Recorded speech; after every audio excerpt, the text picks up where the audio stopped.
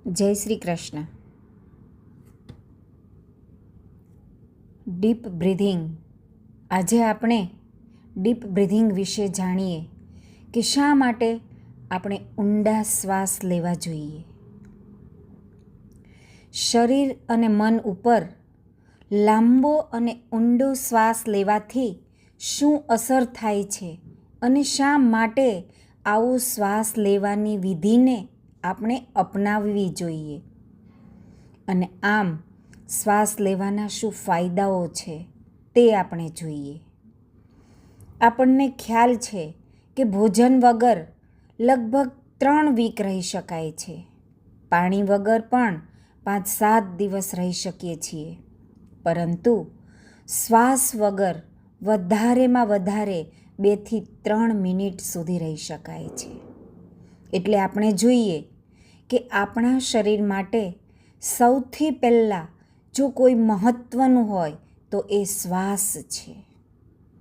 આપણું જીવન શરૂ થાય છે પહેલા શ્વાસથી અને પૂરું પણ છેલ્લા શ્વાસથી થાય છે.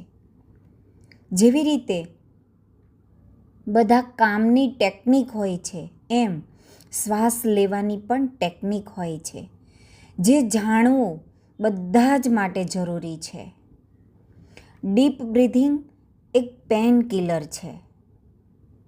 ઊંડા અને લાંબા શ્વાસ લેવાથી જલ્દી થાક નથી લાગતો અને આપણી કાર્યક્ષમતા વધી જાય છે. મન ખુશ અને શાંત રહે છે અને જ્યારે મન શાંત હોય ત્યારે તણાવ પણ ઓછો રહે અને ફોકસ વધે છે.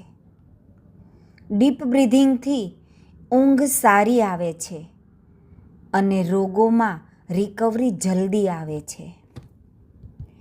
એન્ઝાયટી, ડિપ્રેશન દૂર થાય છે, પાચન બરાબર થાય અને ભૂખ પણ બરાબર લાગે છે. યાદદાસ્ત સારી રહે છે, ચહેરા પર ગ્લો બની રહે છે. ડીપ બ્રીધિંગથી બ્લડ આલ્કલાઇન થાય છે અને સેલો બ્રીધિંગથી એસિડિક, જે સ્વાસ્થ્ય માટે હાનિકારક છે. એટલે યાદ રાખીએ કે ડીપ બ્રીધિંગથી બ્લડ આલ્કલાઇન થાય અને ટૂંકા શ્વાસ એનાથી બ્લડ એસિડિક થાય. ઊંડા શ્વાસથી ફેફસા સંપૂર્ણ રીતે ફેલે છે અને સંકોચાય છે, જેના લીધે એની કાર્યક્ષમતા અને ઇલાસ્ટિસિટી વધે છે તથા ઓક્સિજન અને કાર્બન ડાયોક્સાઇડનું એક્સચેન્જ સારી રીતે થાય છે અને લોહીમાં ઓક્સિજનની માત્રા વધી જાય છે અને એનાથી બધા જ અંગોને ઓક્સિજન પૂરો મળે છે અને પૂરું શરીર સ્વસ્થ રહે છે. ઊંડા શ્વાસ એટલે કે ડીપ બ્રીધિંગ ઇમ્યુનિટીને પણ બૂસ્ટ કરે છે.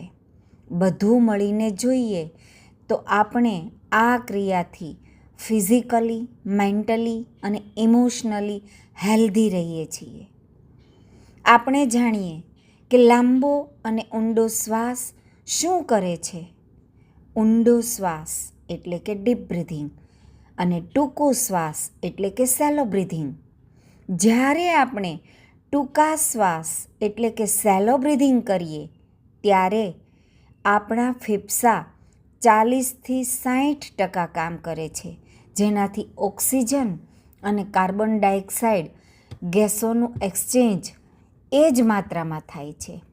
એટલે કે ફેફસાનો ઉપરનો ભાગ જેટલો આપણે શ્વાસથી ભર્યો, ફક્ત એટલા જ ફેફસા ફૂલ્યા અને ઉપરના ભાગમાં જ ગેસોથી ફેફસા ફૂલ્યા, બાકી નીચેનો ભાગ નિષ્ક્રિય રહ્યો અને લાંબા સમય સુધી આવી જ રીતે એ ભાગ નિષ્ક્રિય રહે તો ત્યાં બેક્ટેરિયા જમા થાય અને તે અલગ અલગ પ્રકારની બીમારીઓ નોતરે છે.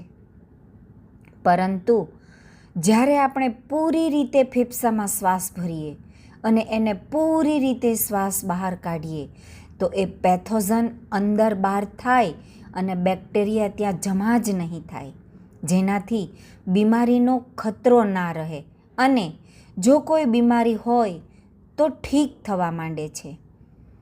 કારણ કે આપણે જાણીએ છીએ કે કોઈ પણ અંગોને ઓક્સિજન એને જે માત્રામાં જોઈએ છે તે ન મળે તો તે અસ્વસ્થ થવા માંડે છે. અને જો કોઈ અસ્વસ્થ અંગને પૂર્ણ રીતે ઓક્સિજન મળે તો એ સ્વસ્થ થવા માંડે છે. આ જ બીમાર થવા માટે અને બીમારીમાંથી બહાર નીકળવા માટેનું એક વિશેષ કારણ હોય છે. એક સાયન્ટિફિક રિસર્ચ થયું હતું. એમાં જોવાયું હતું કે જો કોઈ સેલને ઓછી માત્રામાં ઓક્સિજન મળે તો એ કેન્સરસ સેલમાં કન્વર્ટ થઈ જાય, અને જો એ જ સેલને પૂર્ણ રીતે ઓક્સિજન આપવામાં આવે તો ફરીથી એ એક સ્વસ્થ સેલમાં કન્વર્ટ થઈ જાય છે. મતલબ એ છે કે શરીરને સ્વસ્થ રાખવા માટે શરીરમાં ઓક્સિજનની કમી નહીં હોવી જોઈએ.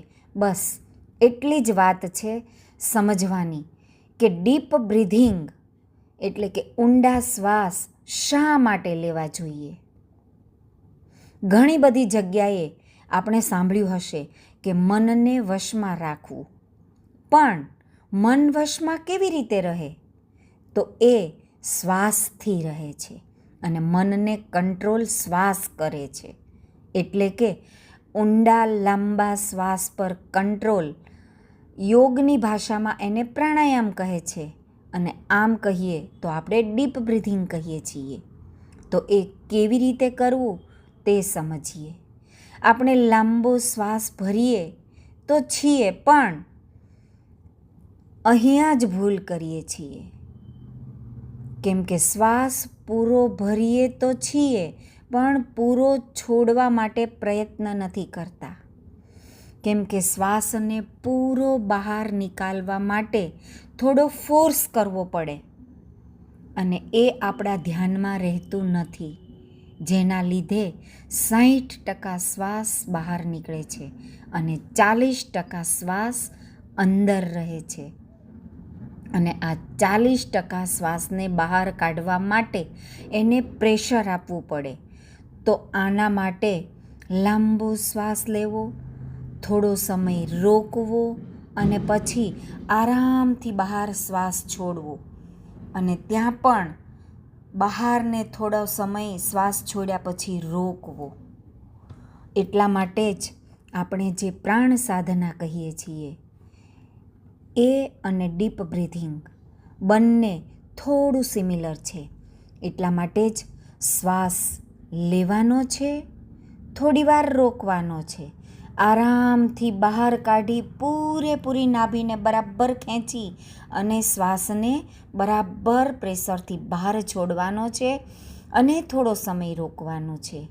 તો આ રીતે આરામથી આપણે જો ડીપ બ્રીથિંગ કરીએ, શરીર ઢીલું રાખીએ, કમર સીધી રાખીએ અને આરામથી ડીપ બ્રીથિંગ કરીએ તો ખરેખર ડીપ બ્રીથિંગ શરીરને ખૂબ જ લાભ આપે છે અને તેના ફાયદા પણ ખૂબ જ છે. રોગોને ક્યોર કરવા માટે પણ ડીપ બ્રીથિંગ ખૂબ જ ફાયદાકારક છે. જેથી કરીને જ્યારે પણ આપણે પ્રાણાયામ કરીએ, આપણને સમય ના હોય તો ફક્ત બેસી અને ડીપ બ્રીથિંગ કરવાના પણ ખૂબ જ લાભ છે.